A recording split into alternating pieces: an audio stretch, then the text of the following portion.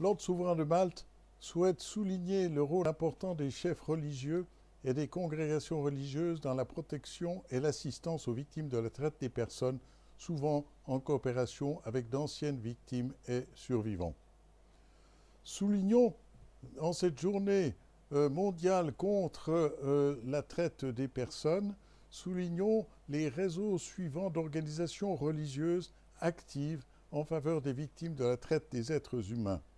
Tout d'abord, le groupe Santa Marta, un partenariat mondial avec des représentants de l'Église catholique et d'autres églises chrétiennes et d'autres religions, initié par le pape François et qui réunit des services de police et des organisations internationales de 30 pays. Ensuite, la Commission internationale catholique pour les migrations, CICM, ICMC, qui protège et sert les personnes déracinées, notamment les réfugiés, les demandeurs d'asile, les personnes déplacées à l'intérieur de leur pays, les victimes de la traite des êtres humains et les migrants, indépendamment de leur foi, de leur race, de leur appartenance ethnique ou de leur nationalité. Et en troisième lieu, le très important réseau Talita Kum, réseau international de la vie consacrée contre la traite des êtres humains, qui compte des membres dans 92 pays. Le réseau suivant, c'est le réseau CodeNet, dirigé par Caritas, un réseau mondial d'organisations chrétiennes luttant contre la traite des êtres humains et aidant les survivants de l'esclavage moderne. Ce réseau compte 45 organisations chrétiennes, catholiques, anglicanes et orthodoxes dans 39 pays. Je voudrais aussi relever le réseau des sœurs catholiques américaines contre la traite des êtres humains, un réseau national collaboratif et confessionnel qui propose des formations, favorise l'accès aux services pour les survivants et s'engage dans des actions de sensibilisation pour éradiquer l'esclavage moderne. Un autre réseau très intéressant est Renate, les religieux en Europe travaillant contre le trafic et l'exploitation, un réseau de 139 organisations travaillant dans 31 pays. Un autre est le service jésuite des réfugiés, JAS, présent dans 52 pays. Un réseau italien, Association Comunità Papa Giovanni XXIII, en Italie, mais aussi avec plus de 60 000 maisons familiales hors d'Italie. Un réseau ensuite qui est basé au Nigeria, animé par Sœur Patricia, réseau africain contre la traite des êtres humains, ANHAT, et deux réseaux australiens, le religieux catholique australien contre la traite d'êtres humains, ACRAT, et aussi le réseau australien contre l'esclavage, Australian Anti-Slavery Network, ACAN, animé par le groupe de travail anti-esclavage de l'archidiocèse de Sydney et qui lui-même est dirigé par un membre de l'Ordre de Malte, l'avocat John McCarthy. Et enfin, Solvodi, Solidarité avec les femmes en détresse, qui est active en Allemagne, en Autriche, en Roumanie, en Hongrie et aussi en Afrique. Et maintenant, en ce qui concerne la responsabilité mondiale, je voudrais là citer le pape François. En plus de la responsabilité sociale des entreprises, il y a aussi la responsabilité sociale des consommateurs. Chaque personne doit avoir la conscience qu'un achat est toujours un acte moral et pas simplement un acte économique. Fin de citation. Les mesures actuelles visant à poursuivre les trafiquants et à protéger et héberger les victimes et survivants sont notoirement insuffisantes et malheureusement inefficaces. Des instruments et des mécanismes juridiques existent en effet au niveau national, régional et mondial, mais ils ne sont pas à la hauteur du fléau croissant que représente la traite moderne des êtres humains.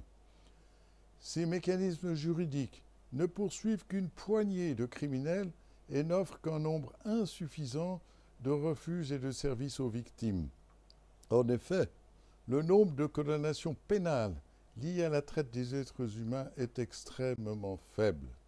Un cas d'esclavage sur 2154 donne lieu à une condamnation, soit un taux de 0,047%.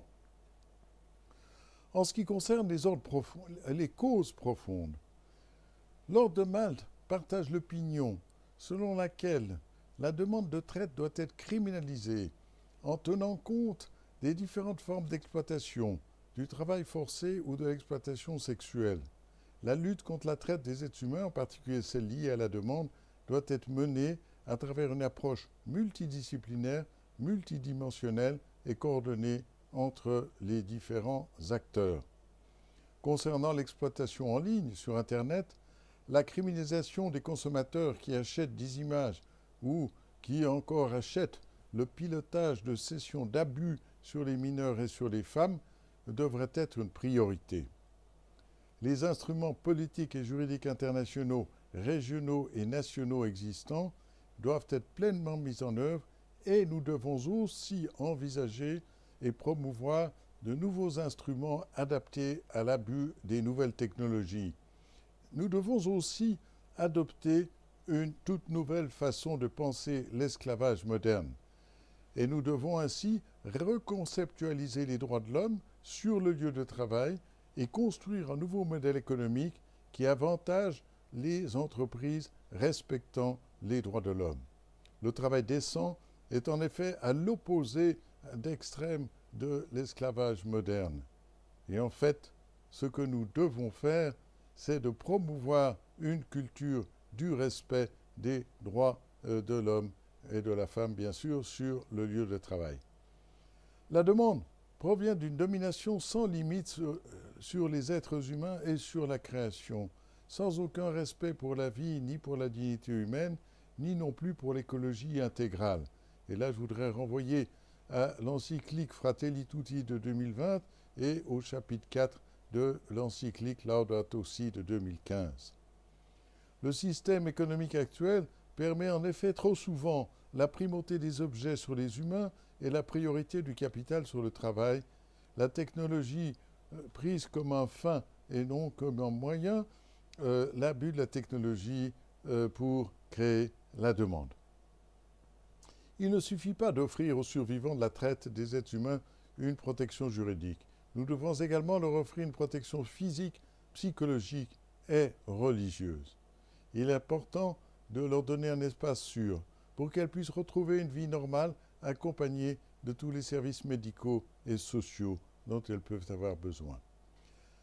Les États doivent également abolir les lois existantes qui poursuivent les victimes de la traite et devraient plutôt s'attaquer aux trafiquants. Les gouvernements doivent offrir aux victimes un espace sûr, un accès à l'aide des autorités, une procédure et des visas pour ne pas risquer d'être expulsés, de recevoir des amendes ou d'être emprisonnés à tort.